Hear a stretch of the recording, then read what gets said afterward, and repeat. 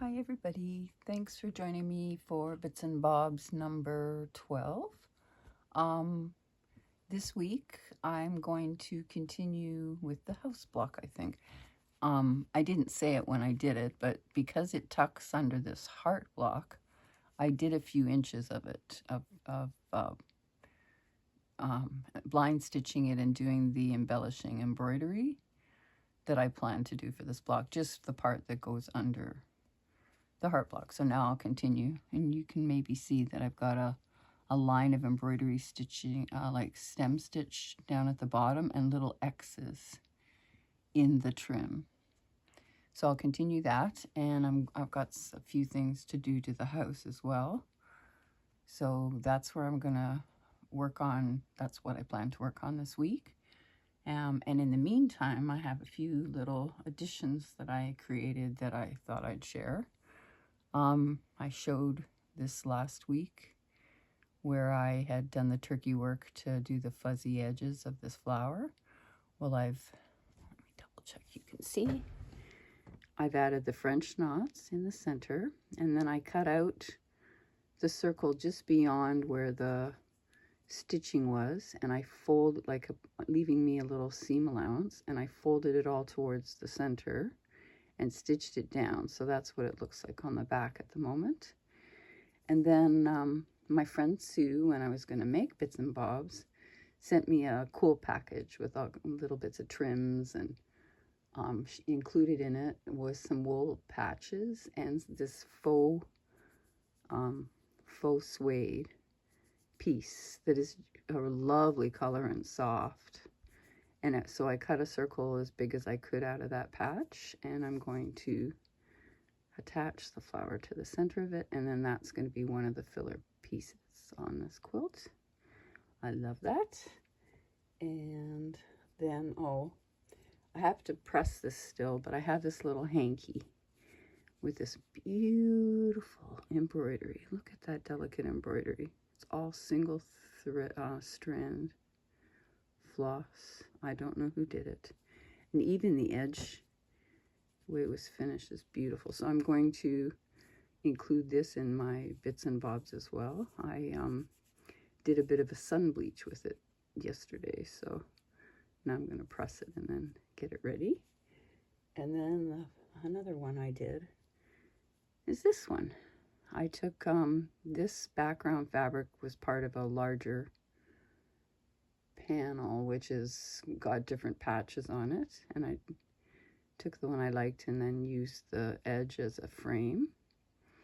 And then and again with some of the stuff my friend Sue sent, she sent this wool, so I made it into a little pin cushion I have a pin cushion as part of my sewing room, the Rose Cottage sewing room quilt, but I've also used it a couple of other times as well, and now this time. And yeah, the pins with the beads that I used as the top. So that's also a filler piece. I have in the top right corner made a space for it. It's cute.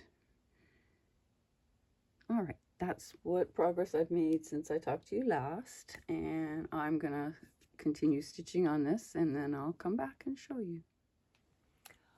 I finished the embroidery around the edge with the little X's, and isn't that just the sweetest? Originally, because this blue was very similar to the house, I was hoping to use it, but as you can see, I don't have very much of it left, so I didn't want to take the chance. So I ended up using a different blue I have, a little slightly darker blue, which is similar to the edging on the roof. And I think that's actually a better choice. It sort of had more oomph to it than the lighter blue would have. But yeah, no, I'm very, very pleased with how that turned out. I'm now doing quilting around the outside of the house. I've already done here. You can already see. I'm just here now. And I will be putting some more quilting in the house just to define some of the shapes in that as well. Oh, yes. Now, house.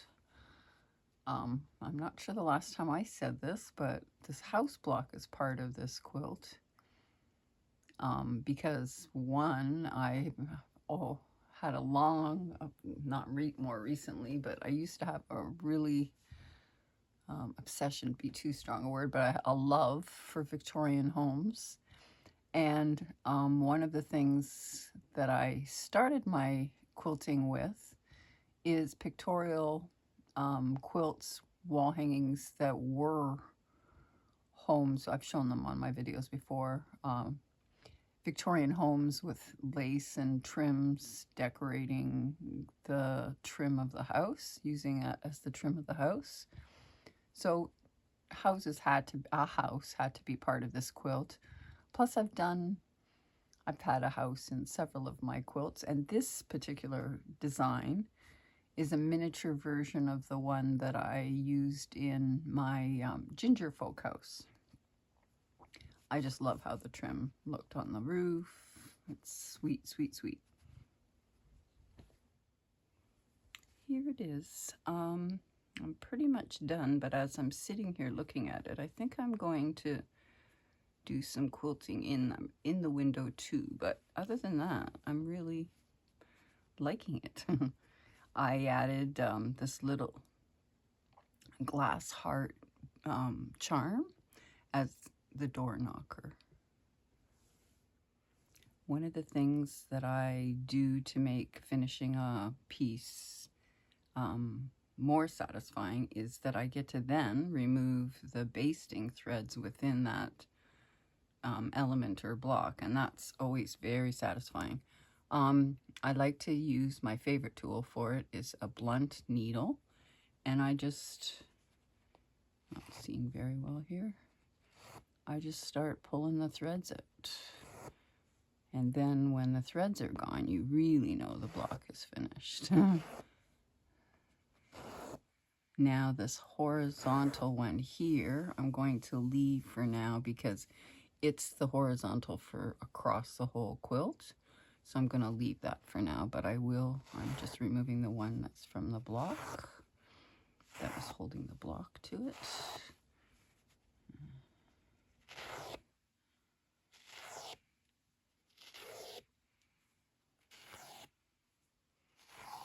There, nice, all done. And this one, this vertical one, I have already removed from the lower blocks and cut, so I think I will remove it from this one as well, but I'm not going to pull it out completely because it's still holding the upper part of the quilt. But there. Okay, that's it for this week. I hope you enjoyed that. I'm very happy with how I'm accomplishing. Yeah, I'm feeling like good progress is being made, and these little X's in the trim is so cute. It's a subtle little sparkle. Thanks for watching. And if you want more, I'll be back next week.